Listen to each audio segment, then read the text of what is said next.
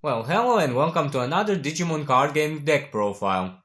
Boy, I haven't done this in a while, eh? Anyway, I wanted to showcase what's currently one of my favorite decks. And honestly, it's been one of my favorite decks since the archetype was introduced back in EX2. Of course, I'm talking about Sakuyamon. And this deck incorporates the new support we got recently in the special release Booster 2.5, so I decided to build the deck and take it to locals, and went better than I expected, and I also had a real blast playing it. So I decided to do a deck profile and share some of my experience with the deck. So let's not waste any more time and let's get right to it. Starting off as you usually do with the Digi-Eggs, I play 4 copies of the EX2 Viximon, which has the inherited effect of once per turn during your turn when you use an option card with a cost of 2 or more, you draw a card. We did get a new Viximon for the deck, which can during the end of your turn return one of your plugin options from your trash to your hand. But I opted to play this one for a couple of reasons. First is because it's more reliable. And what I mean by that is that you have more chances to use its effect than the other Viximon, which you have to wait till the end of your turn to use the effect, and it only requires plugin options, as opposed to this one which works with own cost 2 or more options, and it draws you a card when you use them, so you have more chances to see your important play pieces. That's why I'm running only those Viximons. For my Digimon lineup for the level 3s I play 4 copies of the EX2 Renamon, 3 copies of the BT17 Renamon, and 3 copies of Renamon X Antibody. It's a pretty low number of rookies, but the deck space is tight, so I have to make some compromises. And it might be a bit of a controversial take to run 4 of the EX2 Renamon instead of the BT17 ones, because the BT17 Renamon can search both options and tamers, in addition to Digimon from its evolution line, while the EX2 Renamon can only search tamers in addition to Digimon from its evolution line. But I kinda believe that tamers are a bit more important in the deck than the options. And you usually run enough options to draw them anyway, plus the EX2 Renamon has the inherited effect of gaining you a memory when you use an option with a cost of 2 or more, and more memory is always good to have. And then of course we have Renamon X Antibody, which on play or when digivolving returns one option card with plugin in its name from your trash to your hand. Which is of course pretty good. A 4 cost to play is a bit steep, but you can play it with scrambles. Granted, you have no other Digimon on the field, so that also works out pretty well. And it also has the inherited effect of giving your opponent's Digimon minus 2000 DP when you use an option with cost 2 or more, which always comes in pretty handy. Also, the BT17 Renamon has the inherited effect of giving your opponent's Digimon security attack minus 1 when you use an option of cost 2 or more, which comes up sometimes, but not most of the times, since most of the times you'll be deleting your opponent's Digimon by reducing their DP to 0. Still good to have nonetheless. For the level 4s I play 4 BT19 Cubimon, 2 BT10 Cubimon, and 2 Wizardmon from BT18. Of course I'm playing 4 of the Cubimon from BT19 because of its effect that if you have 1 or less tamer, you can play a Rika from your hand without paying the cost. And like I said, tamers are very important in this deck, so it's always good to have an effect that can play them from your hand without paying the cost. And it also has the inherited effect of giving your opponent minus 2000 DP when you use an option card with a cost of 2 or more. And the BT10 Cubimon is here mainly for retrieving your option cards that are in your trash. You can sometimes even use its effect to discard an option card with plugin in its name to draw 2 cards, if you have more than enough of them in your hand, and you're still missing some other pieces. And the BT18 Wizardmon here is one of the stars of the deck.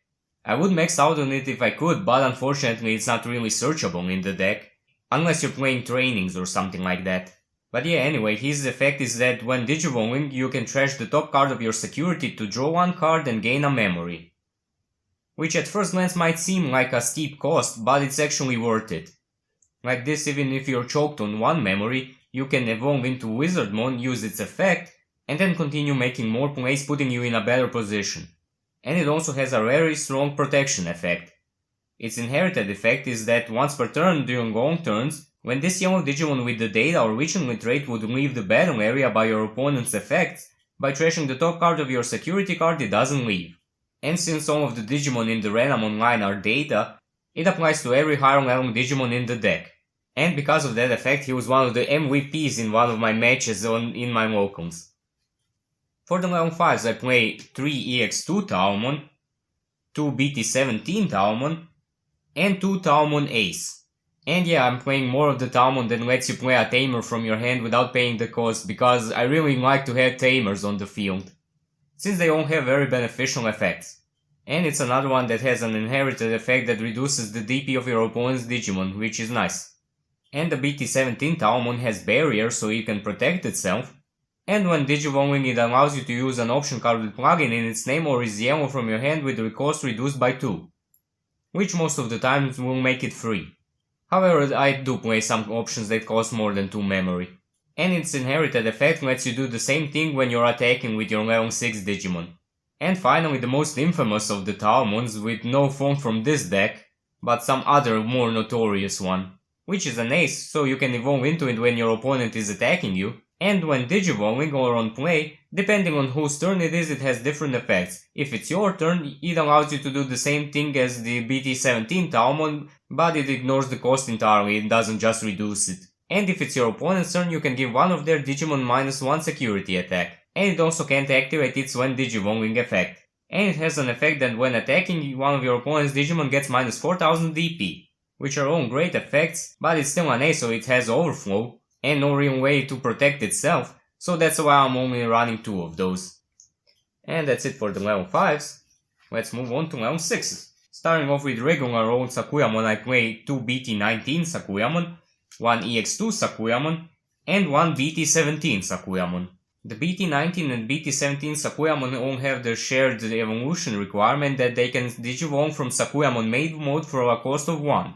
And BT19 Sakuyamon effect is when digivolving, draw 2 cards, then you may use one single color option card with a cost of 5 or less from your hand without paying the cost, which by now is pretty standard stuff, but that draw 2 part is very nice. Also, once per turn during your turn, when you play an option card with a cost of 2 or more, you can play one Pipe Fox token, which is a yellow Digimon with 6000 DP and blocker, so it can also offer you some protection, and in a deck with no natural blockers that's very much appreciated.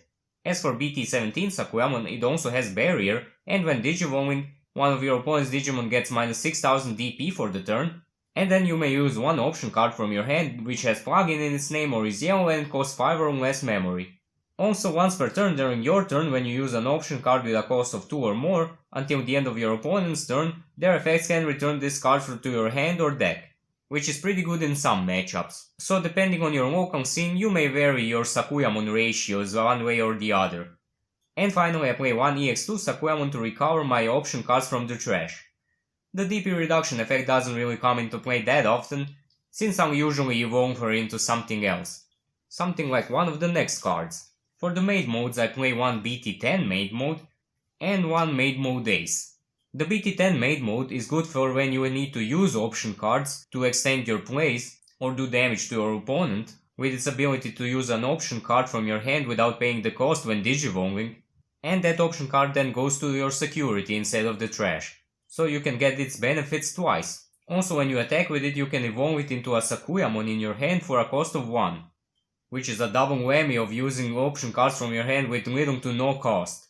And of course, the maid mode ace offers some protection during your opponent's turn, since you can blast digivolve into it, and with its own plan, when digivolving effect, you may place an option or tamer from your hand on top of your security, and once per turn during all turns, when an option card is used or security is added to, one of your opponent's Digimon gets -6000 DP, so while it doesn't play an option card when you digivolve into it, it can still do some damage to your opponent's Digimon. And finally, for the last Digimon and the star of the deck, I play 2 copies of Sakuyamon X Antibody, which as pretty much all level 6 X Antibody Digimon can evolve from its normal counterpart for a cost of 1 memory, and when digivolving, if Sakuyamon or X Antibody is in this card's Digivolution cards, you can play 1 Uka no Mitama token, which is a yellow Digimon with 9000 DP and Rush.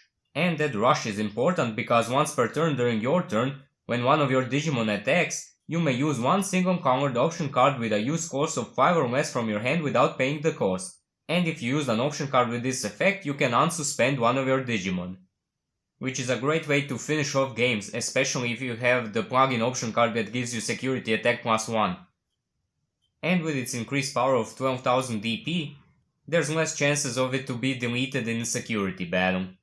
It's not impossible, of course, but there's ways to deal with that, which we'll get to later. That's it for the Digimon, now let's cover the Tamers. I play 3 EX2 Rika, 3 BT19 Rika, and 1 BT17 Rika. The EX2 Rika because it is a memory setter, which is always a fantastic thing to have. Guaranteed 3 memory at the start of your turn is so good. And it also has an effect that when you attack with a Digimon with Renamon, Cubimon, Taromon or Sakuyamon in its name, you may suspend this tamer and use an option with plugin in its name from your hand without paying the cost. And again, playing things without paying the cost is so good. And if you have multiples of them, you can just spam options from your hand if you have that many, which is a pretty great feeling. The BT19 Rika is a searcher, which on play can reveal the top 3 cards of your deck, and you may add 1 Digimon with Renamon, Cubimon, Taromon or Sakuyamon in its name, and 1 option with plugin in its name from them to your hand. The rest is of course returned to the bottom of your deck. And during your turn, when you use an option card with a use cost of 2 or more, you can suspend this tamer to gain 1 memory, which oftentimes can prevent you from ending your turn, because most of your high on level Digimon allow you to play option cards from your hand, so you don't have to pay the cost for using an option, and then you get 1 memory back by suspending this tamer, or more if you have multiples of them. So yeah, pretty good card. And the BT17 Rika gives you 1 memory at the start of your main phase if your opponent controls the Digimon. And its main effect is by placing this tamer and 1 Cubimon and 1 Talmon in your trash as one of your Renamon's bottom Digivolution cards, that Digimon may Digivol into Sakuyamon in the hand for a Digivolution cost of 4, ignoring its Digivolution requirements. And if this effect Digivolved, you may return 1 option card from your trash to the hand. And honestly, I probably never use this effect, but I can see it being useful in some situations, so I'd rather have at least 1 copy of this tamer, just in case. And yeah, that's it for the tamers. Now for the bread and butter of the deck, the option cards. I played 3 copies of Yellow Scramble, which is a 2-cost single color option card, so it fits pretty well in this deck. And it also allows you to Digimon one of your Digimon for a reduced cost of 3. And of course at the start of your turn, with its delay effect, if your opponent has a Digimon, you may return 1 yellow Digimon card from your trash to the top of your deck, and then if you have no Digimon on your field, you can play 1 yellow Digimon with 2000 or less DP from your trash without paying the cost. So you can play any of your Renamon that you might need in the moment, either the EX2 one for searching a tamer or one of the Digivolution line Digimon, either the EX2 one for searching a tamer and Digimon, the BT17 one for searching an option or a tamer or a Digimon, or the EX Antibody to return an option card from your trash to your hand. So yeah, this card has multiple uses, and it synergizes pretty well with the deck, so I see no point of not running it. Now for the plugin options, I play 2 Digivolution plugin S, 2 Pause plugin P, 1 Offensive plugin A, 1 High Speed plugin D, and 1 Recharge plugin Q. And all of them have the effect that if you have a tamer, you may use them without meeting their color requirements. And their effects are, in the case of Digivolution plugin S, you draw a card, then you may Digivol one of your Digimon into a Digimon card in your hand that has a Digivolution cost of 3 or less without paying that cost. And as multiple decks have showcased in the past, Digivolving for free is always great. Also it has a security effect to reveal the top 3 cards of your deck, and you may add 1 Digimon card among them to your hand. The rest are sent to the bottom of your deck and you add this card to your hand.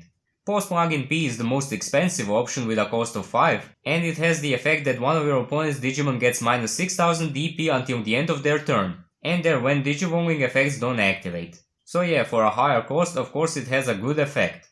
And when it's checked in security, one of your opponent's Digimon also gets minus 6000 DP for the turn, and then add this card to your hand. Next is Offensive plugin A, which gives one of your Digimon security attack +1 for the turn. Very straightforward and pretty strong. And its security effect is to reveal the top 3 cards of your deck, add 1 tamer card from them to your hand, the rest are sent to the bottom of your deck, and then add this card to your hand. High Speed plugin D gives one of your Digimon jamming for the turn, and its security effect is to draw 1 card and add this card to your hand.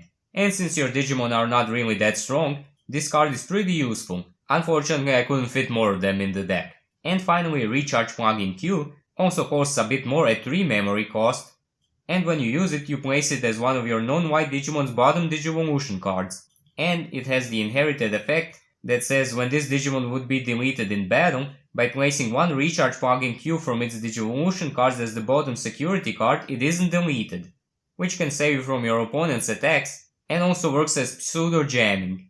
So hey, I kinda do run 2 high-speed plugin Ds. And its security effect is to give one of your opponent's Digimon -1 security attack, and this one doesn't go to your hand at the end of the security battle. Which is a bummer since it's a good card, but there are ways to get it from the trash, so it's not all that bad. And there you have it folks, my new and improved Sakuyamon deck. And now I'll talk about my Wukong's experience with it, so if you're interested, stick around. If not, I hope you enjoyed the deck profile and I'll see you next time. We played 5 rounds and my first match was against Dynamon, which made me a bit worried because I never really played against the deck, but I knew it had a lot of DP based deletion effects, and none of my Digimon have a particularly high DP. So I thought this would be a bad matchup for me, but I won the match 2-1. In game 1 I managed to get all my important cards pretty early on, and I managed to choke my opponent at 1 memory, while I myself had a memory setter, which also gave me a big advantage. It got a bit scary when they finally got to Dynamon. They deleted my Sakuyamon X antibody and took out a large part of my security, and since Dynamon was suspended I could only attack him the next turn, and it's a pretty big Digimon. Luckily they didn't have any DP boosting effects, and I had another stack ready in my raising area, and Yellow scrambled to return Sakuyamon X antibody to the top of my deck. I think I had a token on the field so I couldn't play anything, but all I really needed was Sakuyamon X antibody. So next turn I reduced Dynamon's DP a bit, ran over it with Sakuyamon X antibody, then it came back because of fortitude and suspended itself so I only have to attack him again, but I had the DP reducing option in my hand, which I could use with Rika's effect, so I took it down again, this time for good. And then I took down some security cards with my tokens, and since my opponent didn't have any other Digimon or nothing in the raising area, the next turn I took the game. The second game I lost because my opponent got to their important cards before I did, and the third game was a repeat of the first, so it's off to a pretty good start. The second match was against Virus Imperial Dramon, one of the best decks currently. So yeah, this was a quick 2-0 for my opponent.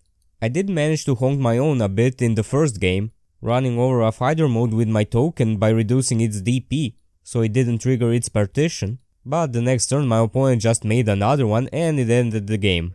And the second game was over pretty quickly because I bricked a bit, not seeing any level 4s. But yeah, against a deck of that caliber, it was an expected result. The third match was against Fenrir Lugamon OTK, which I also lost 2-1. I won the first game by just outpacing my opponent, getting to all my important pieces before him.